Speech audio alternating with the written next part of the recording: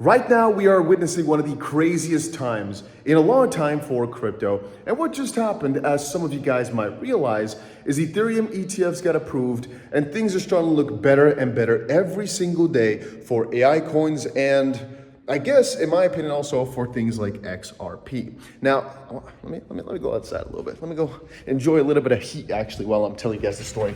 So for AI, I think almost every single one of you has realized just how crazy the AI coins have been going, but they had a pretty big correction. And I think the main reason we saw that correction is probably just because altcoins on the lower ranks, they kind of felt flat. And the main reason I think they fell flat is because, well, if Bitcoin's not breaking the highs anymore, it doesn't make sense for the smaller coins to go crazy, right? It's just quite logical, I'd say.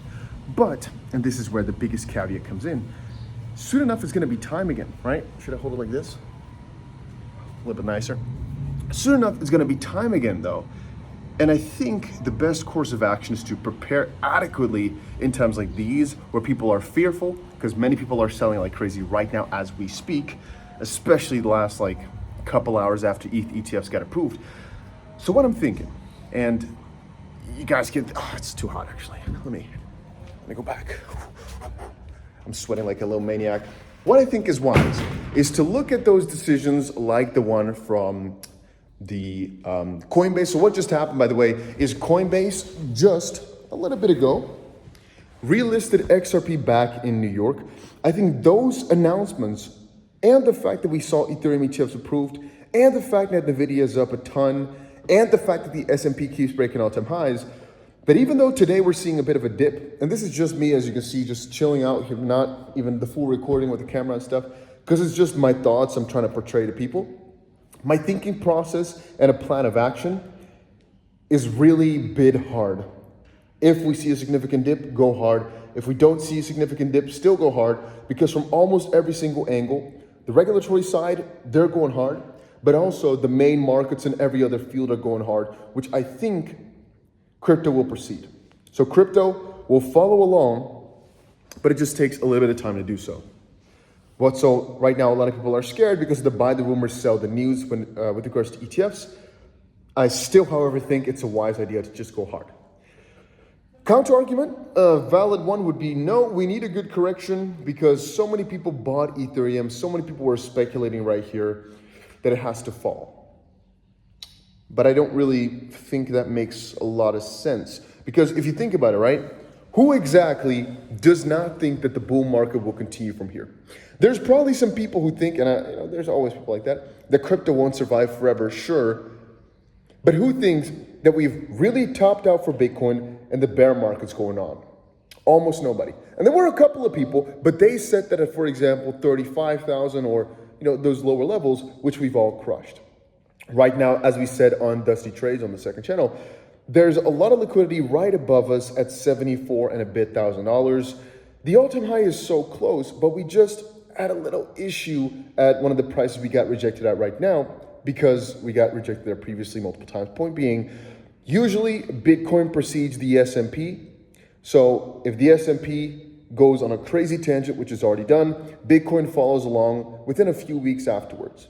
Since the S&P is crushing its all-time highs, Bitcoin probably crushes its all-time highs a few weeks afterwards. And remember this, we had, and I have to really recount this a little bit. When was it? I don't fully remember exactly, but I think it was about a week between the S&P's new all-time high and Bitcoin's new all-time high, maybe 2 weeks. I posted the full chart over on my Twitter. I think a similar sort of thing is going to happen here again. And in the past, also in times of greatness, Bitcoin and the S&P had some crazy correlations. I think it's going to happen again. But I should also add that I personally believe that Bitcoin will not stop at 100,000. I think it's going to go really rampant this whole season. I personally think at least 120 to 140,000. And people keep asking me as well about Solana and XRP. Man, if you only could see in my mind where I think the XRP price would go if we're talking about like a few months. If we're talking a few weeks or a few days, I honestly don't know, right?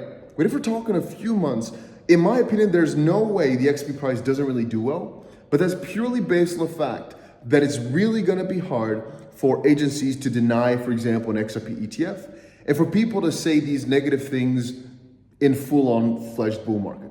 For XRP, there's $1, which is a big threshold to get over before things go crazy. For Solana, I'd say people have to get convinced that FTX and everything of that sort won't be a really big issue, because right now there's still a lot of fear about that. And there's people fearing of the crazy inflation when it comes to Solana.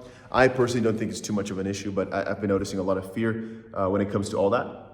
I'd say traditional markets, yes, there's fears, but I'd say still that the majority of the people are expecting either a massive mass exodus of a crash, or for things to basically we're good. Or basically things to continue on the way that they've been going now, which is just break the all-time highs, keep going piece by piece, and for the cryptos to continue to. Now, that's where I want to hammer in on. I specifically think that AI coins in that field will have the best time because they're at one of the starting points of the expansion. I know NVIDIA has had one of the craziest rushes that we have probably ever seen. But if we're looking at AI coins and how much percentage-wise they've done, it's still quite mediocre. So I'm still personally thinking that's like the most undervalued section. A couple of my trader friends have said, you know what? RWA / the tokenization of everything is the next big sector. And I could also find some logic in that. So perhaps RWA coins based on ETH, since ETH is getting the ETF stamp of approval. But I guess just oracles are nice, you know, your Chainlink, your Pyth, things of that sort. Perhaps some of the RWA related coins or fund coins like Ondo are in a pretty good spot. It seems that meme coins are doing good, but I can never recommend a meme coin journey unless you know what you're doing. Because buying a bit meme coin, it's not really based on much. It's just based on the greater fool theory, because that's what meme coins are based on.